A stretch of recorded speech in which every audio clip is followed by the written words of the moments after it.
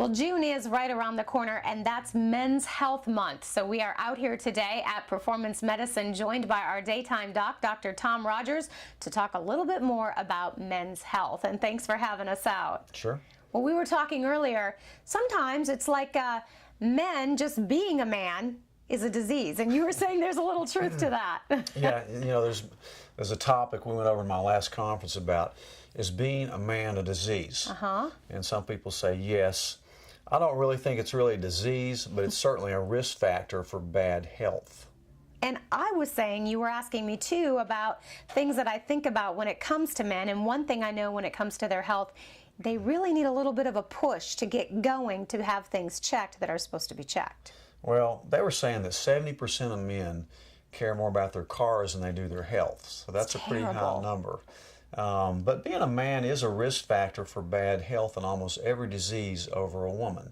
I mean, look at it. A man, his average lifespan is about 7 years younger than a typical woman.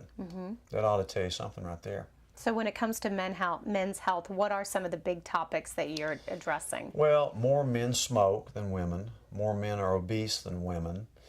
Men don't get checkups. The NIH, the National Institute of Health, they put billions of dollars into women's health. They don't put one dime into men's health screening. I don't know where to go with that. That surprised me too. I just heard that statistic. So, you know, really we focus more on women than we have men in the last 2 decades. It used to be the opposite probably, but now the focus is more on women. Certainly they're better about getting their screenings than men with pap smears and mammograms and regular checkups. But usually when I see a man, and my specialty is really men's health over anything, because I'm a 59-year-old man. I should know what's going to go on with them. And I do a lot of work with hormones, as you know. But so men won't come to the doctor. They have much more diabetes. They're about 8 times more susceptible to suicides. They're more depressed. You see more hypertension. You see more heart disease and more cancer in men. It seems like it's harder for men to reach out.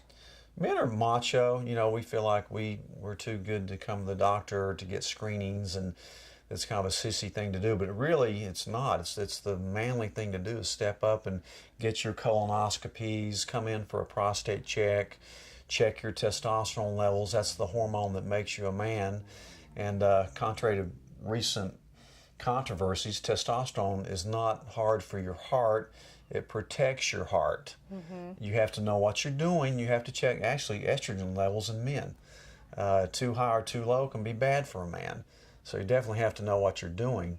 But I see a lot of men that have beer bellies, you know, fat around the abdomen, and those guys aren't going to last long. They're going to come down with diabetes. So what's a good first step for someone who maybe has ignored their health for quite some time? The first step is to come into your doctor and get some screening tests like a PSA, get a general physical examination, get your testosterone level checked, look at your weight, look at your abdominal fat, talk about smoking, talk about too much drinking. Men also drink a lot more than women. What vitamins to take, how to avoid some of the dangerous activities that men tend to get into sometimes. Wow, as a woman, I don't know, I feel like I should turn around and have you pat me on the back or something. Sounds like a disease. But certainly some good information, and like you said, it is true that men tend to ignore their health a little bit more than women. Exactly. All right, well, some great information, especially considering it is coming into Men's Health Month. Not a better time for the guys to get in and get checked. Exactly. Great information. For more, you can check out the website performancemedicine.net.